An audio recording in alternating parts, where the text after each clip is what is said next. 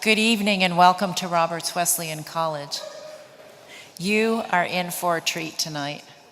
Some of us have had the privilege of listening to Brother Guy 2 other times today, and he has just been amazing, and we have enjoyed every minute of it. So you are in for a treat tonight. But on behalf of the college, it is my privilege to welcome you to this year's Barnes Faith and Science Symposium. The Faith and Science Symposium is an annual event, typically in the fall, and we are blessed to offer this symposium thanks to the sponsorship of Dr. and Mrs. David Barnes. Dr. Barnes was a biologist here for a number of years, and they have endowed this wonderful symposium. If you have liked what you've seen today or this evening and you want to know about next year's symposium, please stop at the registration table on your way out and give us your contact information, because we'll let you know next year when it comes up, and it will be another science topic that's related to faith. Before I introduce our speaker, I just want to remind you of a couple other opportunities related to the symposium. Tomorrow at 10:50 in the Schuin Recital Hall, which is in this building, there's an opportunity for students and faculty to participate in a discussion with Brother Guy on being a scientist and being a Christian. And tomorrow evening at 6 o'clock at the Strassenberg Planetarium, Brother Guy is the featured speaker at the Catholic Courier Lecture. The title of his presentation is From Galileo to Laudato Si, Why Science Needs Faith. And I went on YouTube and took a look at what Laudato Si is all about, and it's fascinating. And so my interest is quite piqued for tomorrow's presentation at the planetarium, 6 o'clock. Brother Guy is very well published and written, and if you are interested in purchasing one of his books, we have one entitled, this is a great title, Would You Baptize an Extraterrestrial? And Other Questions from the Astronomer's Inbox at the Vatican Observatory. That's available for purchase tonight if you are interested. And now, Dr. Jeffrey McPherson, a member of the Barnes Steering Committee and on the faculty in the Religion and Philosophy Department, will come to introduce our speaker.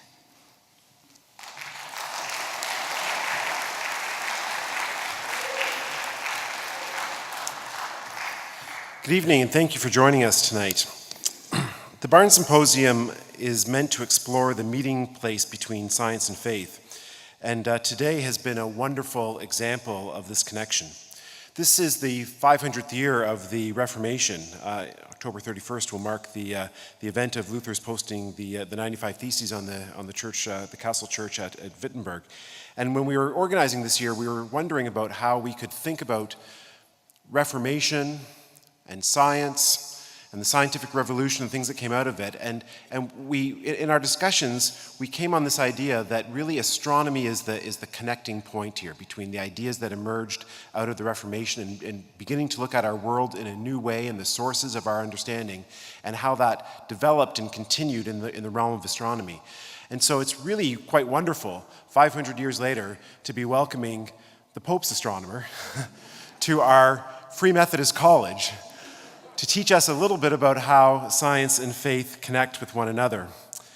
If you would have told me before today that we would have had someone come to chapel at Roberts, quote from the Apocrypha, Prophet Baruch, ruminate on stargazing, seamlessly connect that to the suffering of our Lord, and in the context of all of that, teach us something new about the meaning of prayer, I don't think I would have believed it. But you're in for a treat, as Dr. Grimm said. That's precisely what happened in chapel today. And then later on today, we also had a wonderful presentation on why we gaze at the heavens, which really helped us to think about vocation in terms of joy and beauty. So who is able to lead us in these wonderful discussions? Well, I present to you Brother Guy Consolmango. He is the director of the Vatican Observatory and president of the Vatican Observatory Foundation. He is from Detroit, Michigan. He earned his undergraduate and master's degrees from MIT and a PhD in planetary science from the University of Arizona. He has done postdoctoral research at Harvard, at MIT. His story is fascinating. He went from there to serving in the Peace Corps and taught university physics at Lafayette College before entering the Jesuits in 1989 and thereafter being posted to the Vatican Observatory. If you've been around Roberts before, if you've met our wonderful president, then you know that we take very seriously this idea of connecting your knowledge, your understanding, to your heart, right, to your soul, and that needs to live out in what you do, in your hands. We connect head, heart to hands. And I give to you tonight a brother Guy who is a living example of that and who will lead us further in this discussion. So please welcome him.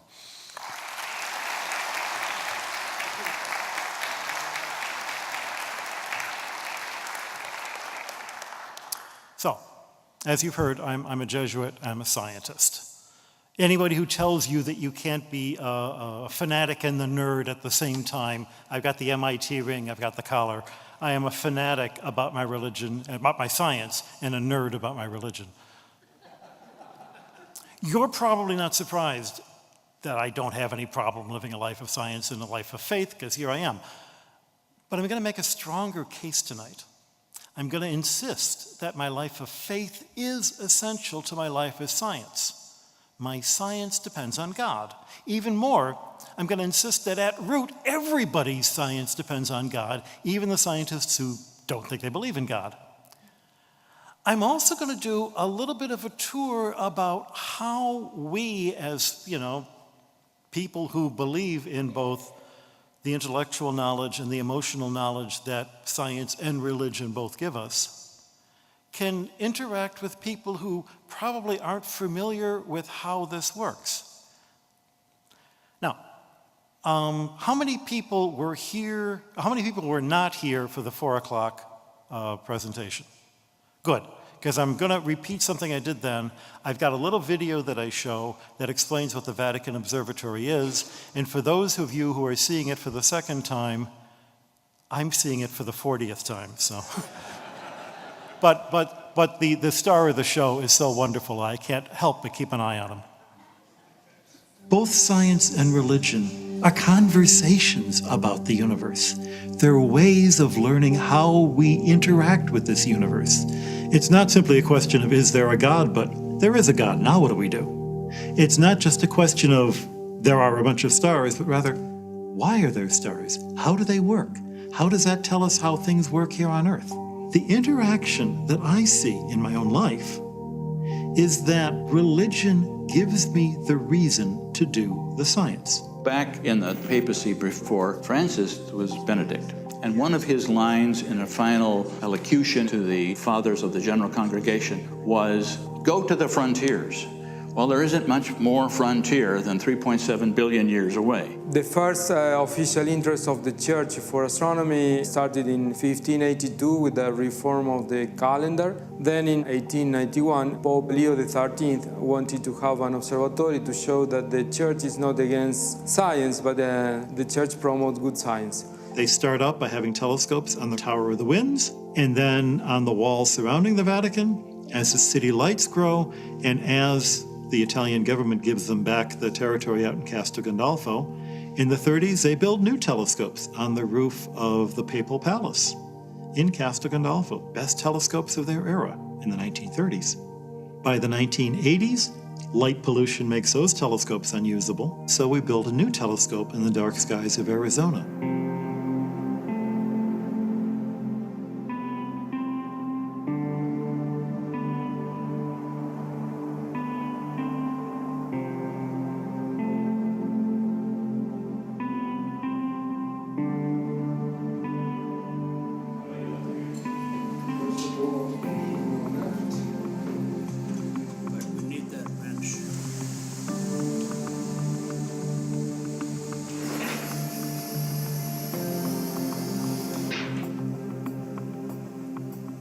I'm Father Jean-Baptiste Kikwaya Eluo. I'm working in 3 projects. The first one is NEOS. near-Earth object. So what I'm doing with NEOs is just observe them using our modern telescope VAT. The second project is meteors. I worked on very faint meteors, what we call shooting stars. And the third project is a set fireball network. They will have 4 cameras here around Tucson so that actually we can monitor any fireball getting into the Earth atmosphere in the region. This telescope, the Vatican Advanced Technology Telescope, it was the first of the new technology telescopes that has been considered pretty much the norm now in developing telescopes. With the advance of computer technology, we have the capability of bringing that advanced technology directly into our telescope. So it's an expandable, it's almost like it's a living machine, so it can grow as technology grows. It is still very important to maintain scientific research at the Vatican, simply because there is still a lot of confusion about this relationship between science and faith. We are not out here trying to prove the existence of God by looking through a telescope. That's not what we're doing. But we can say that if we want to obtain any reasonable results looking through that telescope, we need to do it embracing a certain work ethics that is, in fact, the same work ethics that the Bible itself tells us through commandments and through the Gospels to embrace.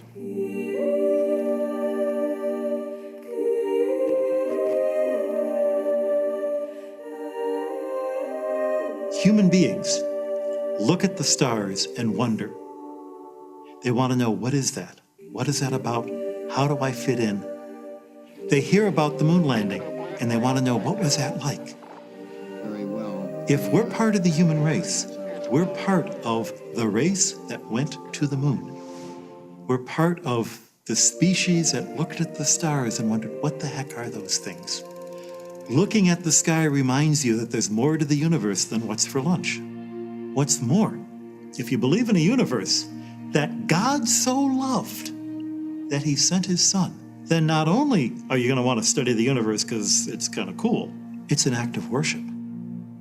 It's an act of getting closer to the Creator and getting closer to a universe, as St. Athanasius said 1,500 years ago, was cleansed and quickened by the Incarnation. Then, doing science is an act of worship.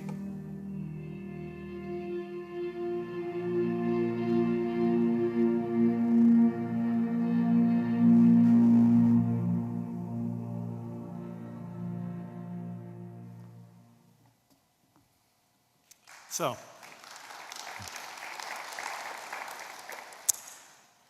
one thing I want to get out of the way right away. When I'm talking about science and faith, I'm not going to go down an obvious road you might expect. I'm not going to say that science needs God to keep itself from doing terrible things, making atomic bombs or cloning Justin Bieber.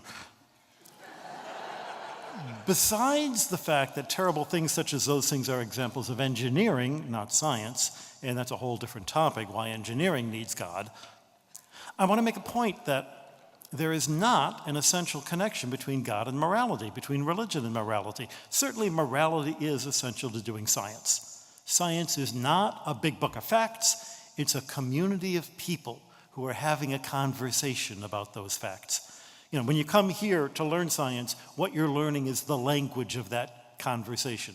As it's been said, you learn more new words in freshman physics than you do in freshman French.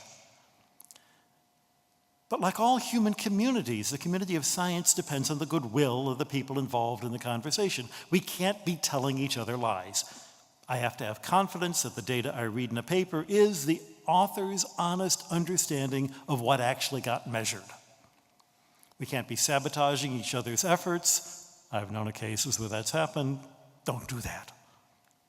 The system of science depends on fairly attributing who did the work so we can know the context and the pedigree of what we read in the journals, reward those who do the science well, give them the opportunity to do some more science.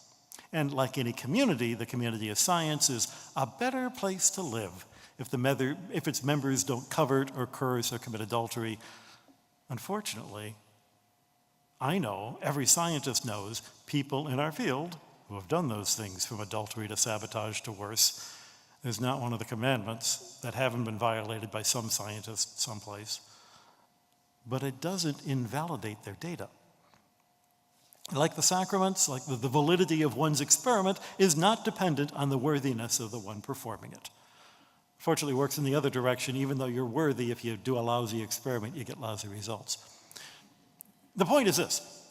It's important to remember that there is not a necessary exclusive relationship between an idea of God and morality. We in the monotheistic traditions, the Jews and the Christians and the Muslims, we do get our moral code from our faith, but there are very many moral people who don't ascribe to any religion, and there are plenty of religions that describe a relationship between us and the deity, the divine, who don't have a moral code attached. Because look at the way the Jews themselves talked about the law they received. Psalm 147. Praise the Lord. He declares his word to Jacob, his statutes and ordinances to Israel. He has not dealt thus with any other nation. They do not know his ordinances. The law was as visible a presence of God to the Israelites the way that some Christians think of the Eucharist. The thing that makes the Jews and the Jewish religion unique, among other things, is that precisely it did have a moral code that came not from some great human sage, not from some lawgiver, but God himself. Moses didn't invent the commandments. He carried them down the mountain. We take it for granted now. Our religion gives us a moral code. They, surrounded by religions that looked a whole lot different from the ones we're familiar with, recognized that this was unique. All right. So it's not, religion will make you moral. You can be a moral scientist without being religious. You can be a religious scientist without being moral. So if it's not a guide for morality, then how does science depend on God? I'm going to argue that science has a religious basis. And the argument goes like this. It's going to be an intellectual argument first, and then we'll deal with it sort of an emotional sense. All rational systems depend on axioms. It's Gödel's theorem. You cannot have a logical system without saying, I'm going to assume the shortest point between two spots is a straight line. I'm going to assume a few things and then see what I can build based on those assumptions. Science is no different. There are some fundamental assumptions that everybody makes when they do science. Often assumptions you make without even realizing you're making them. And without those assumptions, you couldn't do science, and these assumptions are, at their basis, religious assumptions. Got to assume there actually is a real universe. It's not just a dream. You've got to assume, if you're looking for the laws of nature, you've got to assume that the laws are there to be found. You've got to assume that there is a worth innate in studying nature beyond the fact that it's going to give you, Tang or Teflon or fancy light bulbs. All of these axioms are religious in nature. Just as there are religions without a moral code, there are some religions that don't accept some of these axioms. These axioms are actually supported only by a small subset of religions, and your choice of religion is going to affect your faith in the axioms, and as a result, really there's only certain religions that are going to give you the necessary conditions for science to flourish. For instance, the assumption of realism. Famous story of the Chinese Taoist Zhao Zheng. Once Zhao Zheng dreamt he was a butterfly flittering and fluttering around, happy with himself, doing as he pleased. He didn't know he was Zhao Zheng. Suddenly he woke up, and there he was, solidly and unmistakably Zhao Zheng. But he didn't know if he was Zhao Zheng who had dreamt he was a butterfly or a butterfly who dreamt he was Zhao Zheng. He's got a point. Maybe everything is an illusion. Maybe we're living in the Matrix. The idea of the existence of a physical reality is something we have to assume. And we do that knowing full well that our ability to perceive reality is limited by the limits of our senses. But you know, even quantum physicists have to accept that the physical manifestations of their experiments in the macroscopic world are real, even as they ponder what's going on in the nature of reality in the subatomic universe, because otherwise they'd have nothing to study. What you'd be studying at any rate would be not physics anymore, but metaphysics. There's the idea, it's called solipsism, that nothing exists except me and all of you are the products of my imagination. Story goes that there was a woman attending a lecture by George Bernard Shaw. He mentioned solipsism. She was very puzzled. She came up and she said, but I am a solipsist, and so are most of my friends. Think about it. If you don't recognize how important this concept is, this assumption to science, think of the fix that neuroscience is in, you know? I don't understand how the brain works, but the only way I can understand it is by using my brain, you know? Is this a problem? Not sure. How do you tell? The second thing you have to believe is that the universe follows regular laws. We believe that now because we found some of those laws and they're really useful and we can make lights that work and airplanes that fly. But who was the first person to ever think that laws might exist? But you have to think that there are laws before you can even go looking at them. And not every religion thinks this way. The nature gods of ancient Greece and Rome. Okay, this is a Chalcidian painted vessel from about 550 BC. It's illustrating a scene from an ancient legend made famous 100 years later in the play Prometheus Bound, Greek poet Aeschylus. To quote the scene, "The earth-born dweller of the Cilician caves, impetuous Typhon, a monster, withstood all the gods, hissing out terror with horrid jaws, while from his eyes lightened a hideous glare, as though he would storm by force the sovereignty of Zeus. But the unsleeping bolt of Zeus came upon him." So, there's Zeus with a couple of lightning bolts and Typhon the monster who lives in the caves under the mountains of Cilicia. Where's Cilicia? It's this ancient kingdom, present-day Turkey, located between the Carpathian Mountains and the sea. And if you superimpose on that Google's map for where there are volcanoes, aha! The border is a border full of volcanoes. Okay, think volcanoes. Picture volcanoes. And listen again. Hissing out terror with horrid jaws, while from his eyes was a hideous glare, as though he would storm by force the sovereignty of the fire and smoke rising up into the sky, challenging Zeus. And what happens when volcanoes erupt? You get lightning bolts coming down. This was a photo taken of that famous volcano about 2010 in Iceland. Now to us, we explain the lightning bolts by following Maxwell's equations and Ampere's law, flow of electricity promoted by the presence of dust in the atmosphere. To the ancients, it's a battle between Typhon, the monster who lives in the mountains, under the mountains, and Zeus, the god in the air who's throwing the lightning bolts. If you think that volcanoes erupt because there's a monster under the mountain, and that lightning strikes the mountain because there's a god in the air throwing lightning bolts, then you've explained everything you see.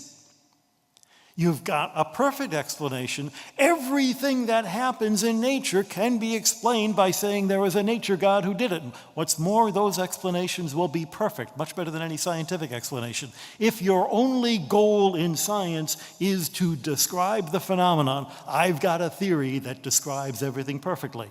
The universe is full of nature gods, and they decide to make it happen, and there's no rhyme or reason to it. But if you deny the nature gods, if you deny that they exist, then you have to come up with some other explanation for volcanoes and lightnings. If you don't deny the nature gods, it would never occur to you that you needed another explanation. One religion allows for science, the other has no room for it. And you look at what happens in Roman times, and they're fabulous engineers, but they don't do any science. About the only scientist you can think of in the Roman era is Ptolemy, and actually he was a Greek living in Egypt. And mostly what he did was come up with a system to cast better horoscopes. So who was the first person who thought there might be laws to describe nature? Who was the first one to find the laws? Aristotle, you could say, but it's interesting. For 1,000 years after him, no progress in physics. Romans, no progress in natural history. When did science actually get started? You can't expect a society to support a culture of science unless it's big enough and rich enough to be able to afford it. It takes a village to do science. You need a community of people willing to waste their time asking these sorts of questions about rocks and leaves and the origin and motion. But you also need a space where it's safe to ask these questions. A space where you can feel free to admit you don't already have the answers. Whether it's pagan gods or the physics of Aristotle, if you think you already know how nature works, then you're not going to ask any more questions. The medieval universities, for the first time, had that magic combination. They were a place where scholars could gather, where the scientific conversation could take place. They were supported by a culture that was big enough and rich enough to let a small number of really smart monks, like Albert the Great, one of the first, Roger Bacon, maybe the most notable. These people could go out and collect leaves and rocks and perform experiments and ask questions and look for patterns and describe those patterns in terms of rules. As monks, they had the education, they knew how to read and write, they had access to libraries.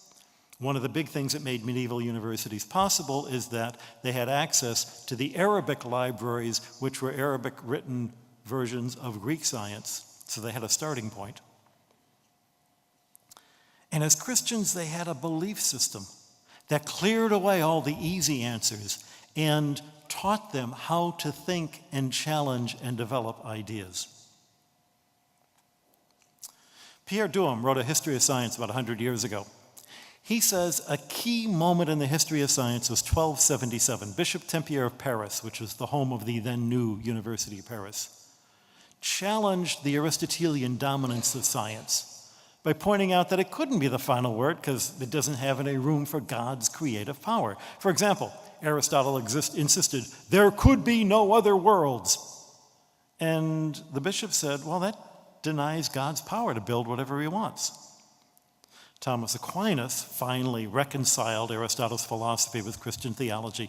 But the impetus to look beyond this physics, to say Aristotle isn't the answer, led people like John Buridan in 1355 to write about the motions of bodies in terms of what he called impetus, a forerunner of momentum. Nicholas of Rheims in 1377 speculated on the relative motions of the earth and the sky, well in anticipation of Copernicus. Nicholas of Cusa even proposed that every star is a sun. Modern science was ready to be born right then. And then the plague came, Black Death, killed a third of Europe. The population wouldn't recover until around 1600, which is when William Gilbert and Tycho Brahe and Kepler and Galileo finally gave birth to what we now call modern science.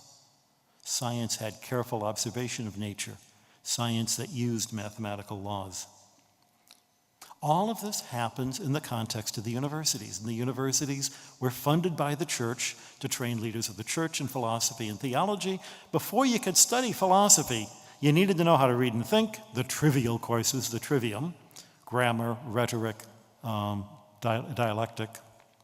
And you needed a background in the tools of analysis, including astronomy. Now, those are the medieval universities.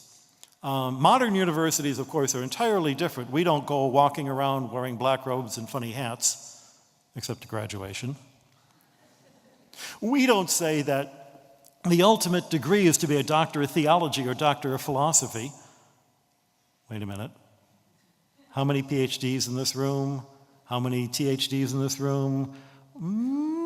We're direct descendants of that tradition. So, our religion allows us to assume the universe is real. And by rejecting nature gods, it gives us room to look for other explanations. But there's that third axiom. Science only happens when you're convinced that science itself is worth doing.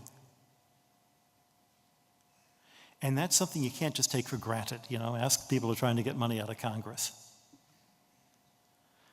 What religion teaches us, what our religion teaches us, Christianity, Judaism, Islam, is that the universe is an expression of the Creator. Since the beginning of time, God has demonstrated himself, has shown himself for the things he makes.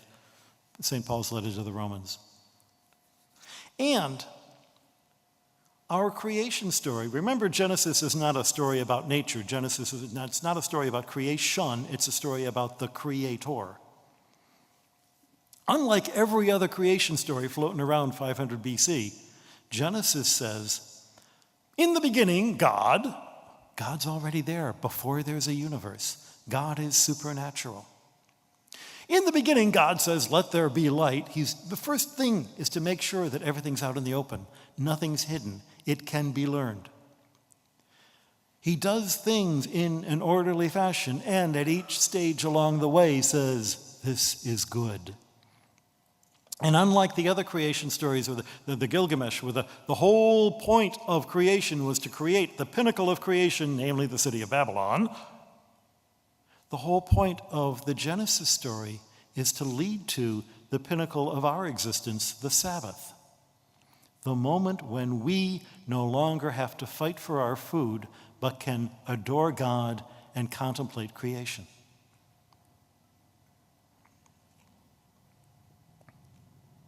Where is God in science? Science is about the truth. It's about the universe. It's about everything.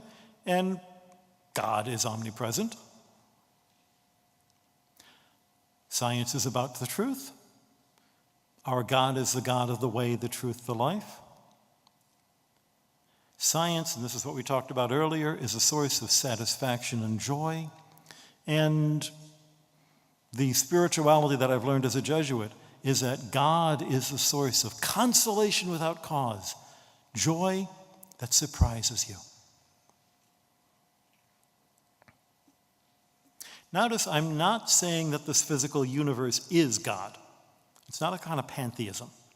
When Isaac Newton was trying to understand how gravity could provide action at a distance, he said, oh, gravity's everywhere, God's everywhere, maybe that means God is gravity. A classic case of the indistributed middle, if you know your logic. The sun is yellow, bananas are yellow, therefore the sun is a banana.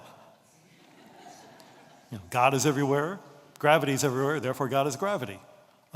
If God actually was gravity, maybe that explains why Catholics celebrate Mass.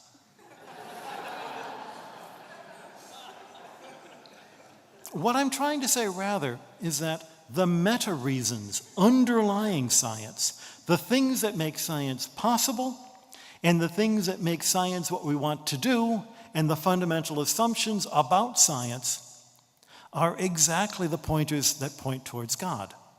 The thing that makes science worth doing are the places where we see God. Now, I could stop right there because I've made my point, and I can't figure out a way to make it stronger. But I want to spend time thinking about why isn't this so obvious? What happened that made people think that science and religion were at war? And most people here would probably say, well, you got that thing with Galileo. Galileo was a mess, but it wasn't that mess. What happened to Galileo was a tragedy, but it wasn't religion stomping on science.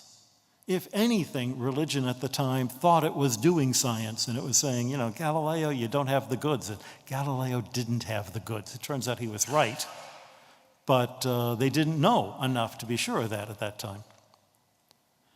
People would say, oh, well, it's Darwinism. Well, in fact, a lot of religions had no problem with Darwinism. Catholic churches had no problem with Darwinism, as long as you're saying that, God made the universe and science explains or describes how he did it.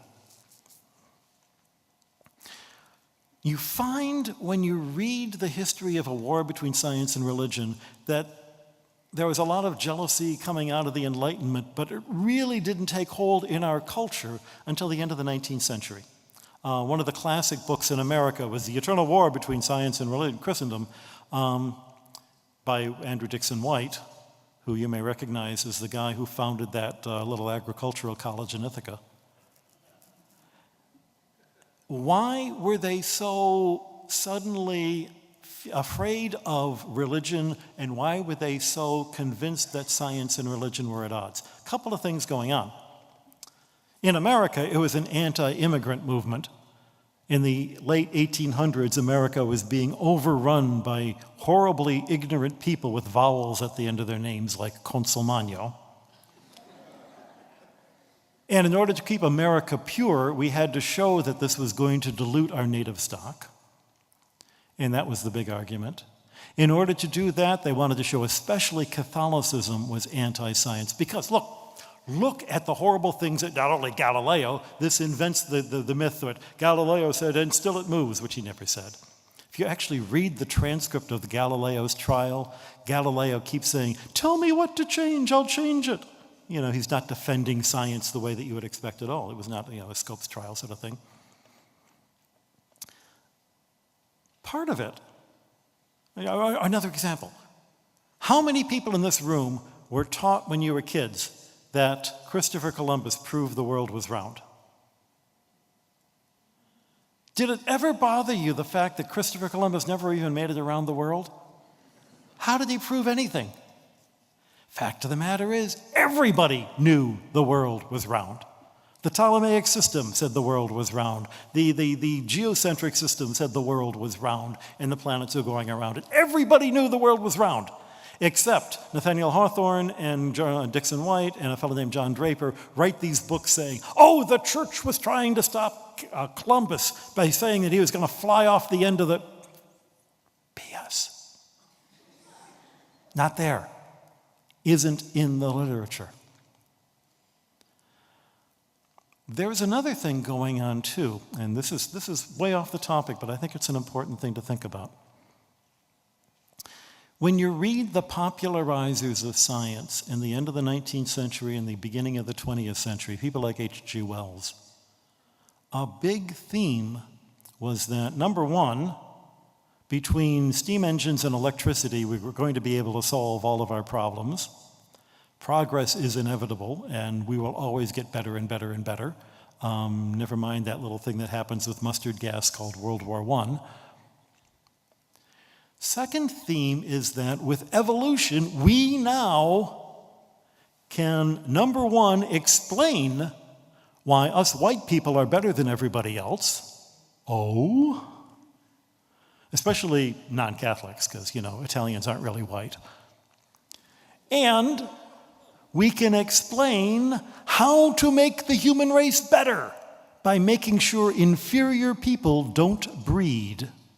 But since I'm superior, naturally it's up to me to breed as much as possible, as long as I have the choice of these superior women to breed with. Yeah. It was called eugenics.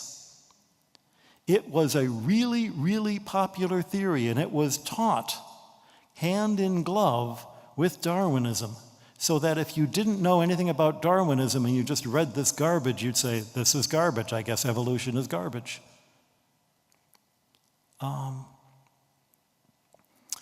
Stephen Jay Gould wrote a book called Rocks of Ages, where he makes the point that if you look at the textbook that Scopes was using in the Scopes trial, it's full of this garbage about racial superiority, about breeding people, about... There were laws on the books sterilizing so-called inferior people until the 1970s in some places.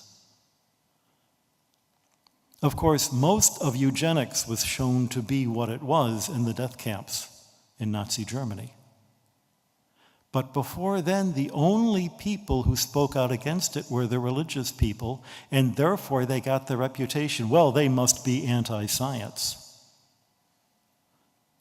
Fact is, even if the eugenic theories were correct, which they're not, they don't work, Even if they were correct, they'd be wrong. That'd be the wrong way to solve whatever problem it is you think you're solving. And an awful lot of confusion, I think both among church people and among the general public, is that the church will say, this is a bad thing to do, and the public will say, you don't believe in the science. No, I don't, I believe in the science. I have no doubt that your explanation of how a hydrogen bomb works is good physics. I still say it's a bad idea to drop it. And the arguments where the church gets into are uses of technology, not the truth or falseness of science. That said, I'm going to pull back and tell a little story. 20 years ago, 1990s, I'm traveling through Italy in one of these compartments. I'm on a rail pass. If you get a rail pass, you can travel for free, jumping out. Well, once you get the pass, you jump on the train, anywhere train you want to go, and it lets you ride first class. This is really great.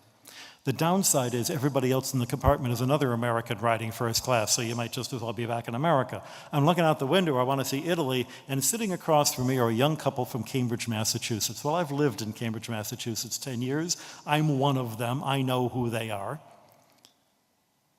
And they start talking about Newt Gingrich and the religious right, and I'm going, I'm in Italy. I want to pretend I'm in. You're not telling me anything I already haven't heard. I have no idea why you think it's so important to say, to fill this. What are you trying to prove by talking to me about American politics to somebody who's already from the same place you are? In order to shut them up, just in order to shut them up, I put on this very serious face. If you see me putting on a serious face, get worried. And I go, the problem with the religious right in America is that they've been marginalized by the intelligentsia. They're a marginalized minority. Oh my goodness. The couple across from me are seeing, and I'm thinking, I've just made that up. But actually, it's kind of true, isn't it? Now, those of us who are bleeding heart liberals, and I can be a proud member of that tribe at time, we do need to remember and treat people who we think are as fundamentalists with the same care and as we would treat any other marginalized population. In other words, with respect, with listening to them, with the recognition that no matter how strange their primitive trials and rites and rituals may be, maybe we could learn something from them that we've lost. Notice an important element of the story. I knew the attitudes of that Cambridge couple because I was one of them. I would never actually express in that small space that, anything that I thought would be a red flag to them, like my own religion. I don't want to be ostracized. I'm stuck in this, And I like Cambridge. I like living there. I admire the people who live there. I want to be identified as one of them. And that's why I tried to derail their circulously endless discussion with what I thought was a joke. It turns out that cultural identity is an important element in any of these conversations we have with religious peoples whose ideas of science and religion are different from ours. So a study pointed out to me by a friend of mine, Dr. Michelle Francel, teaches chemistry at Bryn Mawr, writes for the Archdiocese of Philadelphia, adjunct scholar at the Vatican Observatory. She pointed out there's this group at Yale called the Cultural Cognition Project. Got a lot of wonderful stuff on their website about how cultural values shape these kinds of discussions.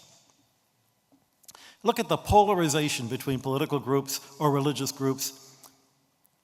Look at the way they deal with questions of science. They came up with some interesting results. We've all heard how some people tend to bend scientific evidence to fit their own preconceptions. By some people, we of course mean the other side, the people we disagree with. And we're right. That happens. But it's not due to, a conservative penchant for authoritarianism, because the liberals do it too. It's not a case that people are too emotional instead of rational. It turns out the more rational you are, the more likely you are to be polarized. What it's mostly the result of is that we're really clever, we human beings, to read evidence in the light of our previous assumptions. After all, that's what we do in physics. I take data, knowing what I expect to see. And when the data fits the theory that I already have, I say this is great. And it's only when the data don't fit my theory that I try to say, well, maybe it's bad data. Or maybe my theory's right, but there's this one little adjunct to it. And that's not a bad thing. We believe in the laws of thermodynamics. They're part of the assumptions that we make and how the universe works. So, somebody brings you a perpetual motion machine. I say, I'm not going to waste my time looking at that. I know it can't work. And I'm right. When we devise an experiment of our own, it already has built into it the assumptions about the kind of results we're likely to see. If we didn't have those assumptions, we wouldn't know how to see, what to look for, or what to recognize when we saw it. Astronomy is full of examples of observers who, nowadays, we can go through the observations of people 200 years ago and see things that the people 200 years ago didn't notice because they didn't know to look for it. Classic example, in Galileo's notebooks, with pictures of Jupiter, there's a little star that he adds, which he doesn't realize is the planet Neptune. Because he didn't know the background stars very well, he just put the planet in. Didn't notice it moving from night to night, because Neptune doesn't move much from night to night. And it's only 300 years later, knowing that Neptune exists, that somebody said, it was right next to Jupiter back when Galileo was observing. I wonder if, oh my gosh, there it is. You see what you expect to see. And you disregard the rest. One person's noise is another person's data. All data are theory-laden. To quote one of the papers, ideologically motivated cognition. In other words, taking information processing that promotes your own interest in forming and maintaining beliefs. And the reason you do this is that you can show your loyalty to whatever social group you want to belong to. Now, I believe fundamentalists are wrong. I think they're wrong in their science. I think they're wrong in their religion. But my belief is so firm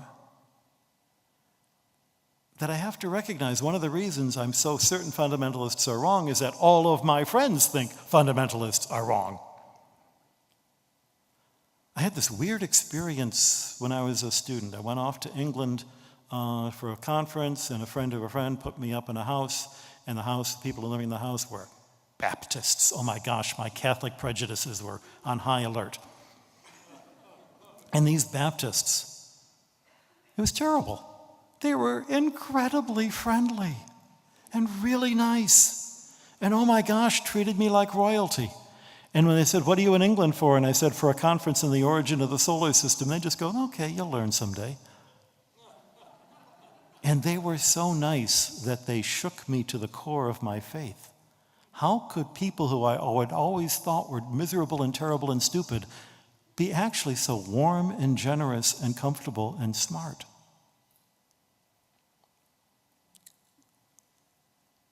How do you get around that conundrum? How do you communicate across different affinity groups? One way to do it is to find a common viewpoint between you and the people you'd argue with. Look at the way that Jesus argues in Scripture. When he's talking to the scribes, he quotes Hebrew Scripture. When he's talking to the centurion, he doesn't bother with that.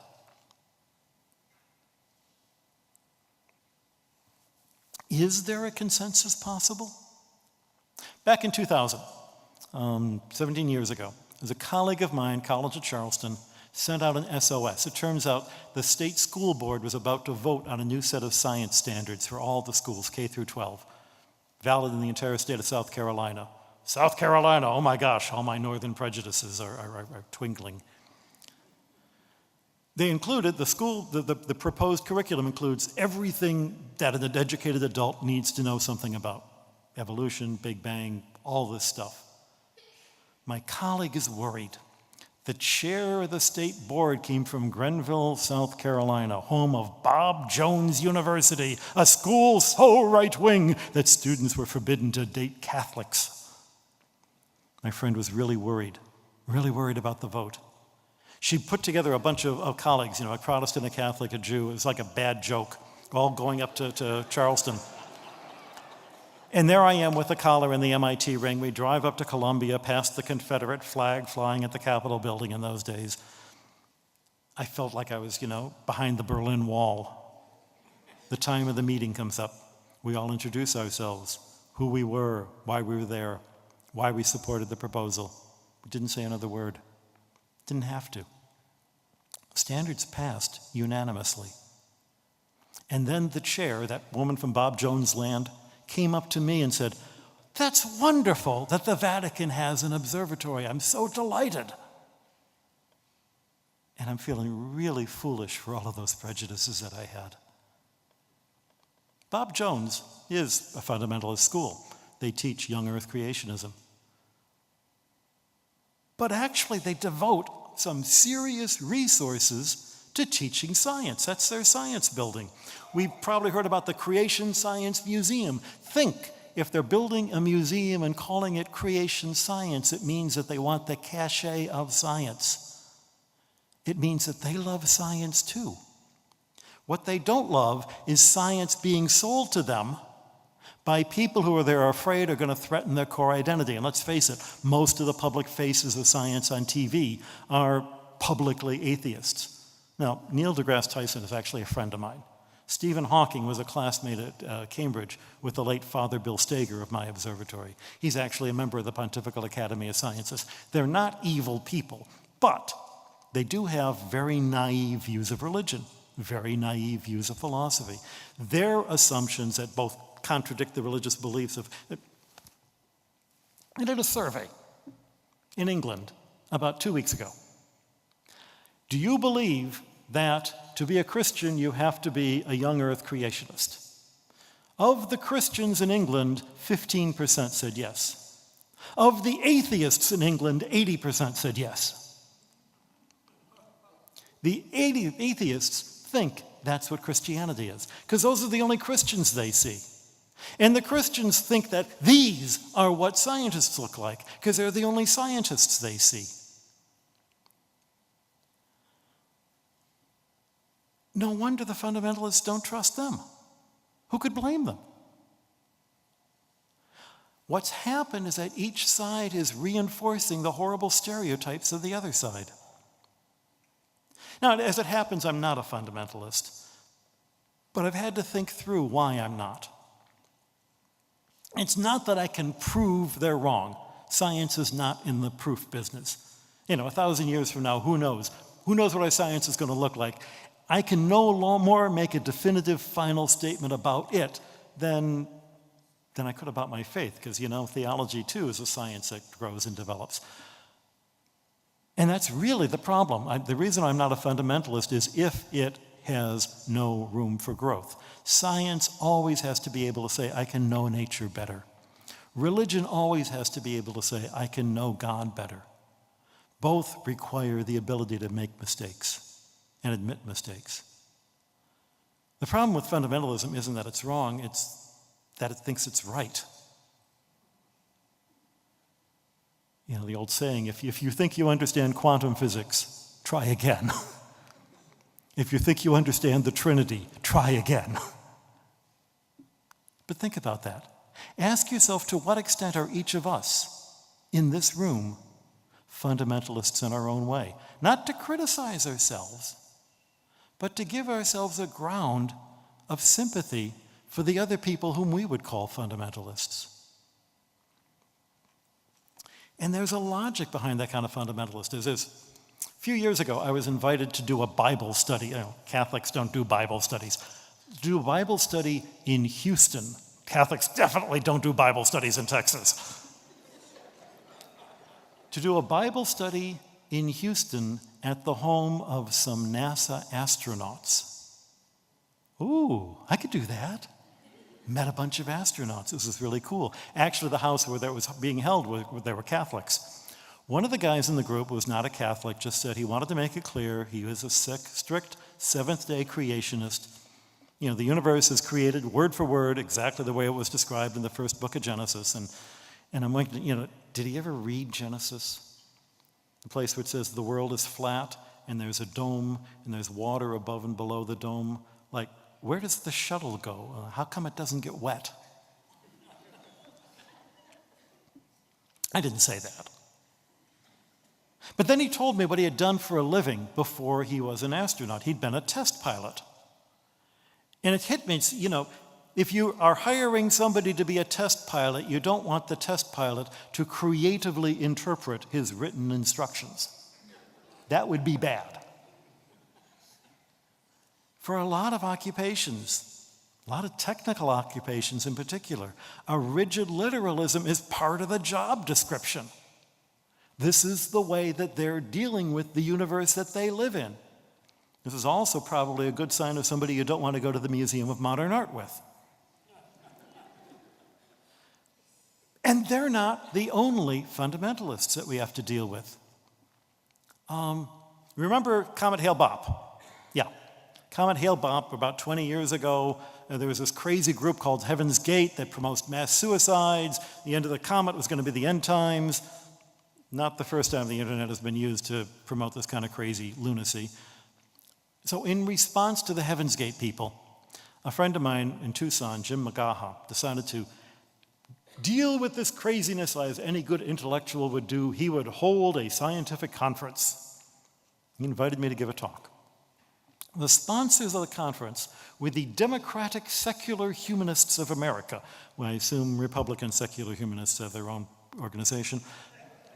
They had a series of hour-long talks at a conference center in Tucson. A couple of hundred people showed up, and I don't really remember a whole lot that we talked about. I think Hale or Bopp himself showed up. I forget which one. But I remember having lunch at the table with a number of the attendees. And these were young people, maybe in their mid-30s, early 40s, intellectually curious, very friendly. And I remember the conversation at the dinner table turned to families and schools and the problems of raising kids. And one of the moms complained, you know, it's really hard to raise good atheist children today because our society is so saturated with religion. It's everywhere. And I'm going, where have I heard this before? That afternoon, my friend Jim had scheduled to give himself a lecture on the Big Bang. You know, he had an hour free, I guess. And after bashing, he gets up and he says, there are 3 ways of understanding the universe. There is religion, but religion is nothing but lies. And there is philosophy, but philosophy is nothing but a bunch of garbage words. And then there's science. And all the democratic secular humanists are writing notes and looking very pleased with themselves. And here is science explaining how the universe is formed out of the Big Bang. He doesn't mention that the guy who invented the Big Bang was a Catholic priest who had a degree in philosophy. Never mind that. But a funny thing happened.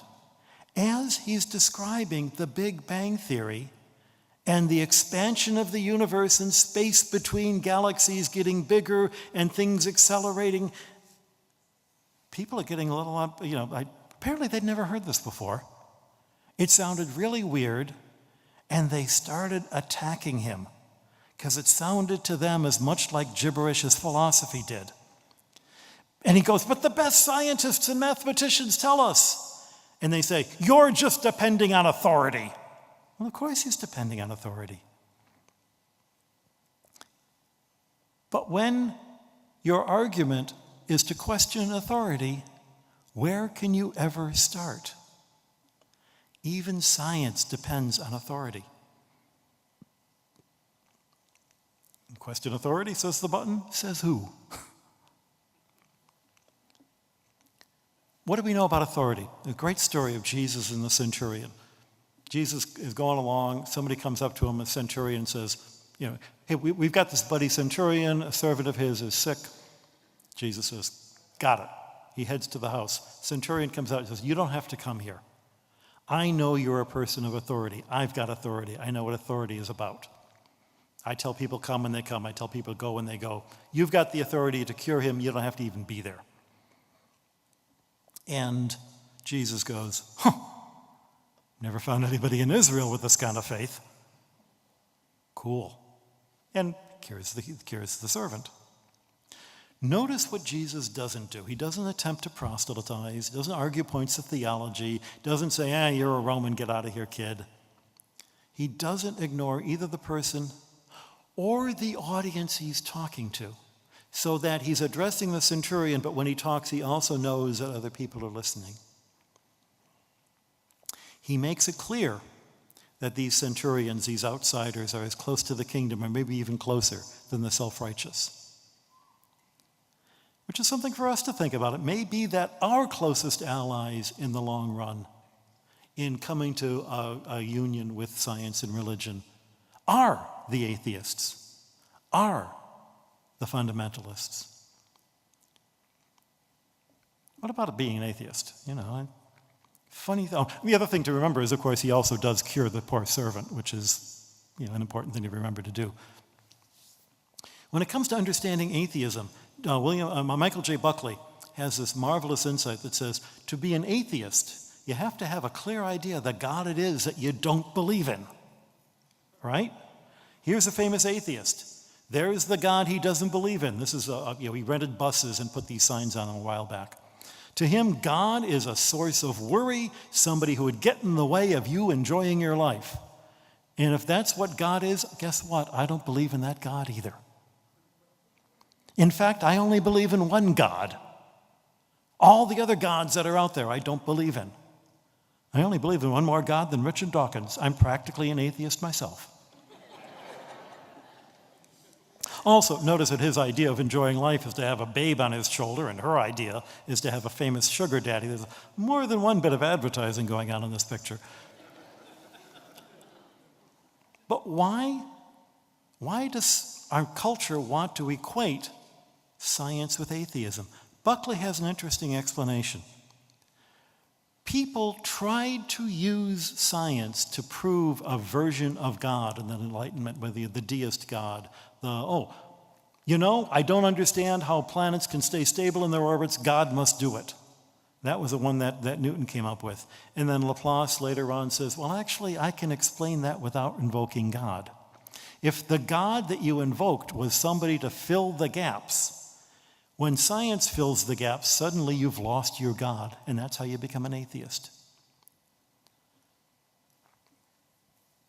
Where did all those planets come from? They pictured a clockwork universe, and when things didn't work in the clockwork universe, and God must be there to wind up the clock. That's not the God of Scripture.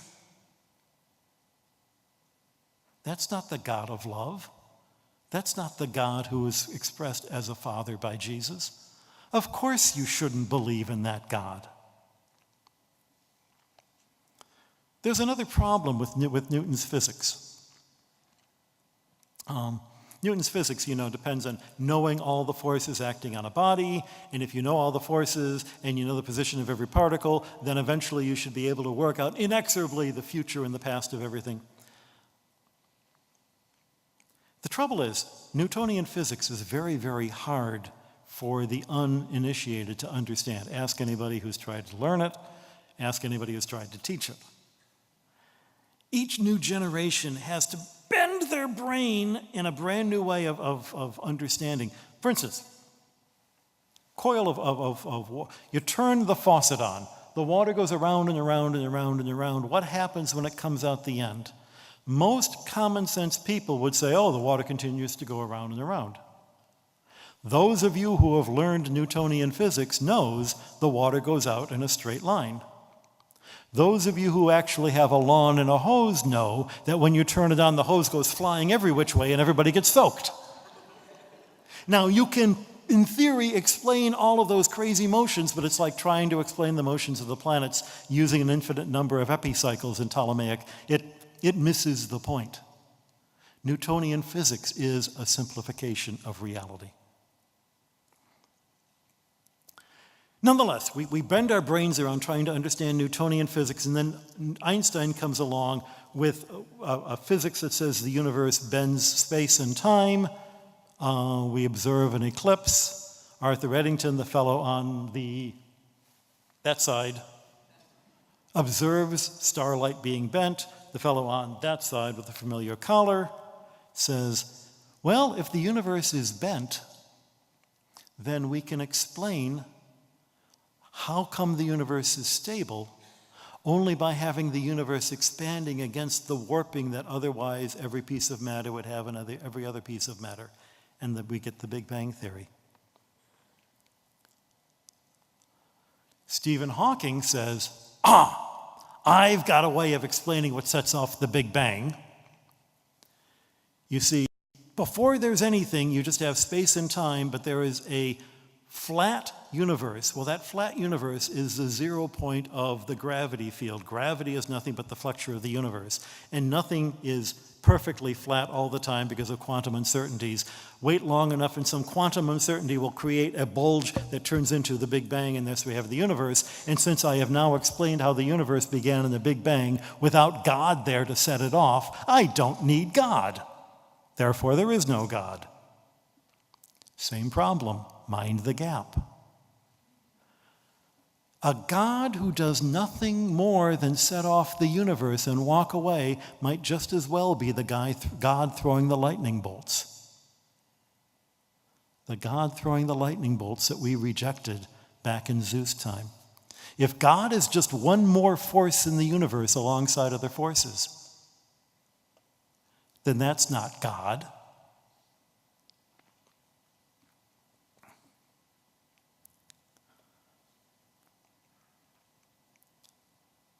The conclusion that this mechanistic, deistic universe is, run by itself without a God leads to the conclusion that the universe is meaningless. Steven Weinberg, Nobel Prize winner, writes, "The more the universe seems comprehensible, the more it seems pointless." Bertrand Russell, philosopher, "Build a philosophy on the firm foundation of unyielding despair." How cheerful. This is where modern science has led us? Well, actually, it's not where modern science has led us. Rabbi Sachs looks at the book of Ecclesiastes, the one that starts, "Vanity of vanities, all is vanities."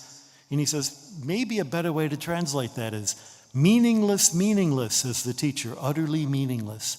Everything is meaningless. Man's fate is like the animals. The same fate awaits both. As one dies, so dies the other. They have the same breath. Man has no advantage over the animal. Everything is meaningless. That idea wasn't invented by modern science. It didn't come out of the Enlightenment or evolution or the Big Bang. It's been around for 2,200 years. And Rabbi Sachs goes on to say the whole genius of the God of Abraham is that God is supernatural. What Rabbi Sachs calls the discovery of God beyond the universe. The nature gods, the God that lights off the Big Bang, they're still inside the universe. They could not have created the universe, nor could they give meaning to it. To quote Wittgenstein, the sense of the world must lie outside the world.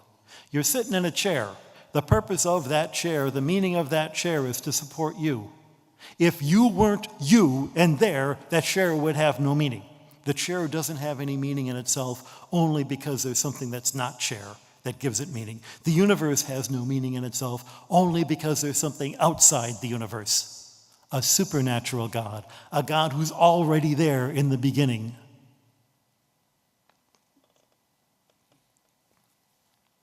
A God who sets off the Big Bang, even if there was such an entity, isn't by that act any more worthy of being worshipped than, gravity. And we're back to having, Catholics celebrating Mass.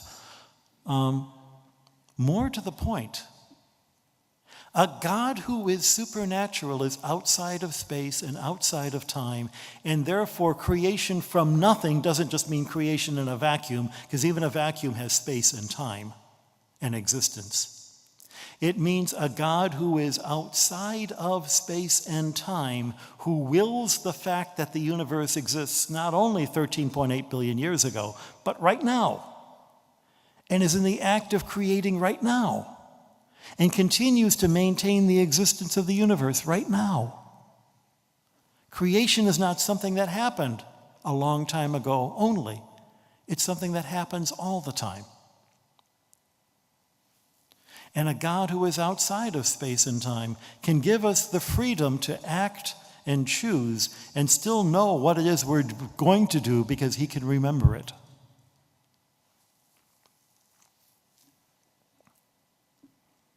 This is a long way from where we started.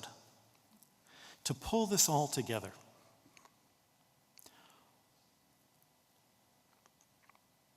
science and religion are intimately connected, but not in that one is a big book of facts and the other is a big book of facts and they somehow are going to agree in their facts. That's not how science works or religion works.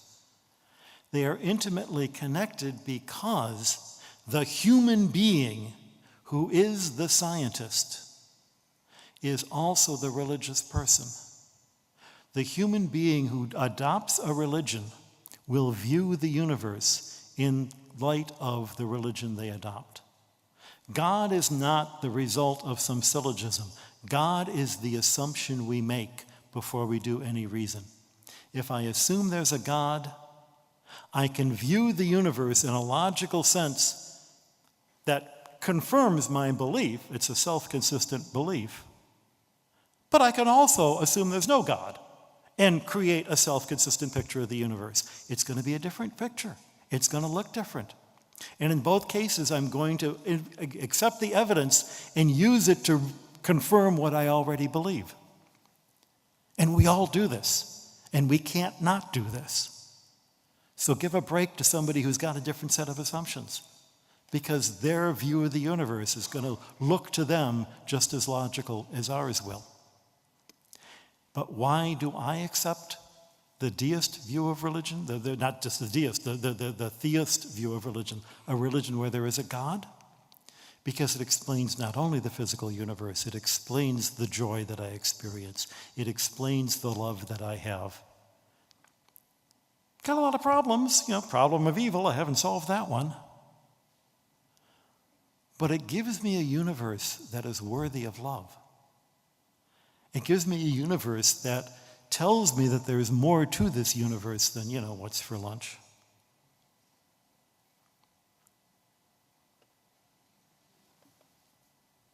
Sound? Rights. At the Okay, let me try this again. Why does the Vatican have an astronomical observatory? For instance, you're the curator of meteorites at the Vatican. Why do they curate meteorites? Are they looking for the shooting star of David? What? No, in fact, the whole idea of having astronomers really got started with the reform of the calendar back in the 1500s. And since then, just studying the universe is a great way to remind yourself that there's more important things in life than what's for lunch. What is for lunch, by the way? I'll end with one little story. I'm 10 years old. It's a rainy day. We're at the summer cottage on Lake Huron. And you can't go out to play. My mom pulls out a deck of cards and we're playing rummy. And it suddenly hits me as one of these insights that will hit a 10-year-old out of nowhere. She's a grown-up. She could win this game anytime she wants. Why is she playing with me? Because she loves me. Because this is how she can be with me. When I do science, I'm playing with God, who set up this beautiful universe as a marvelous puzzle, but also as a way of expressing his love with me. And every time I can get a part of the puzzle, he goes, "Yeah, wasn't that cool? Let me show you the next one." This is God and science, and this is my life. Thank you very much.